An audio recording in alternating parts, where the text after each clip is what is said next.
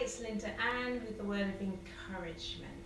Today I want to talk about the parable of the sower, taken from Matthew chapter 13. You can also read from Mark 4 and Luke 8 to get their perspective on the same parable. But in this parable, Jesus talks about the farmer who sowed seed.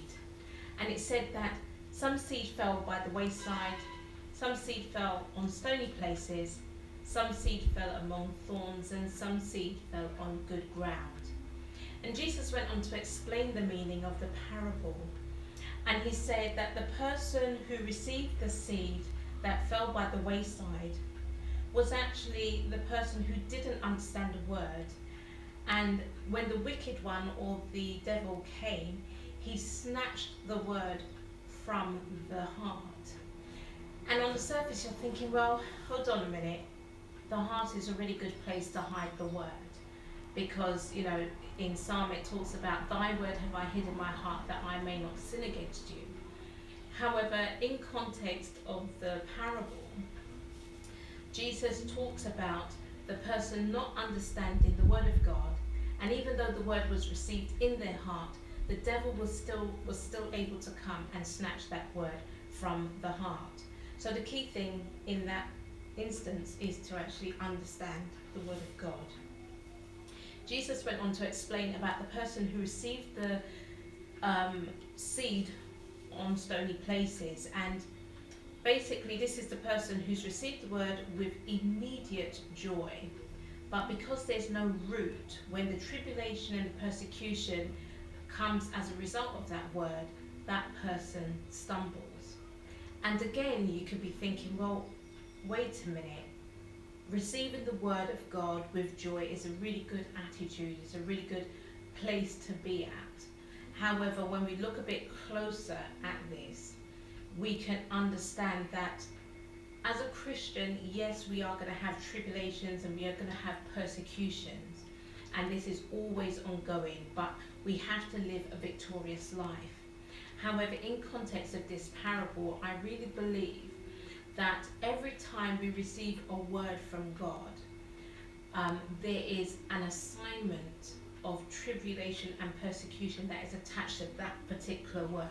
So even though as a Christian we generally will have tribulation and persecutions because we're always at war with the devil, I believe that the devil is very strategic, and whenever a specific word is given, there is a particular assignment from the devil to send persecution and tribulation to attack that word.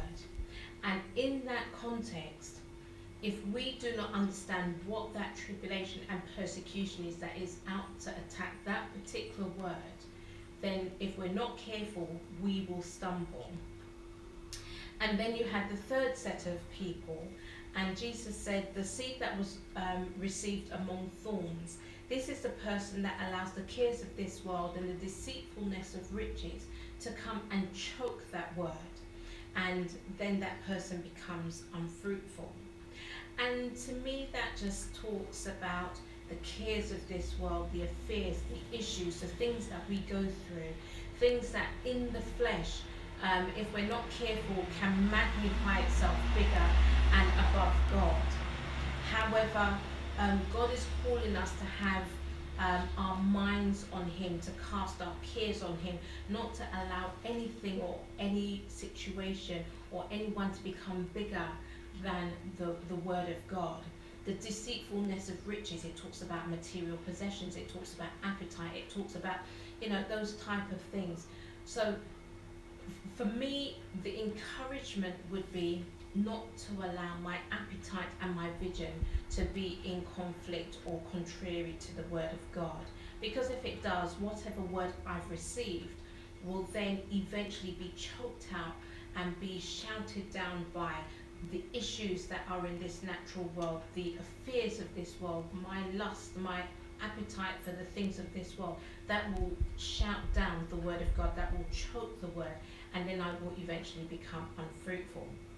And then it talks about the last ground, which is the seed that fell on good ground, and that's the person who has understood the word of God and have received it, and because they've understood the word of God, they then become fruitful and bring forth fruit. Now, it's interesting to see that with this last one, it doesn't really go into much detail about how to be fruitful.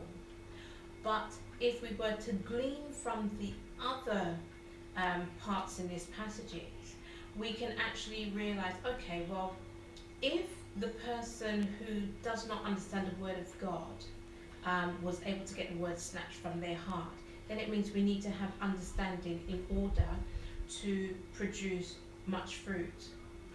If the person who received the word with joy but had no root, and because of the tribulation and the persecution that was attached to that particular word came and they stumbled, then by reason it would tell me that I need to be discerning to understand I've received the word from God, but what is the devil's assignment towards this particular word? So yes, I can be a Christian and go through a life of having to be disciplined and beating my body under subjection and daily submitting to God, etc. However, that's the general persecution, the general tribulation that will come because I'm in direct conflict and at war with the devil. However, if I receive a specific word, amidst all of what I'm going through as a Christian, I have to be discerning to see what is the specific tribulation and persecution attached to this word. And once I can discern that, once I understand that, I can then guard against it and not stumble. So in order to wrap all of this up nicely, how do we prepare ourselves to receive the word on good ground? You're talking about living a life of total obedience. You're talking about meditating on his word.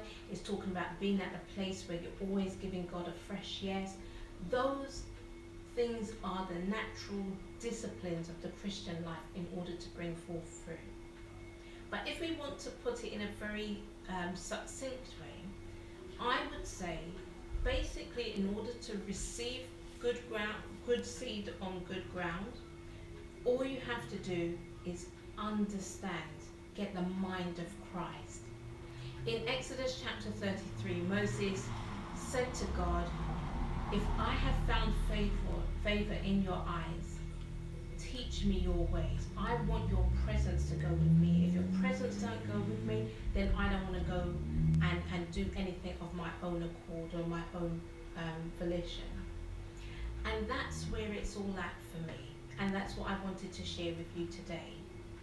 If you want to be that person who receives seed on good ground, if you want to be that person who receives the word and not only receive it with joy, not only receive it in your heart, but you want to understand the word so that you could bring forth much fruit, so that the devil doesn't snatch it from your heart, so that you don't end up stumbling, so that the word doesn't end up being choked.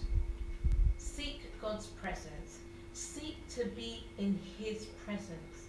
Because one thing I've learned through experience, if you seek the presence of God, he will share his secrets with you. And if you want to be able to withstand the wiles of the enemy, you have to submit yourself to God. You have to resist the devil and he will flee from you. If you want to have the abundant life that Jesus talks about, you have to realize that the devil's ultimate game is to really destroy us.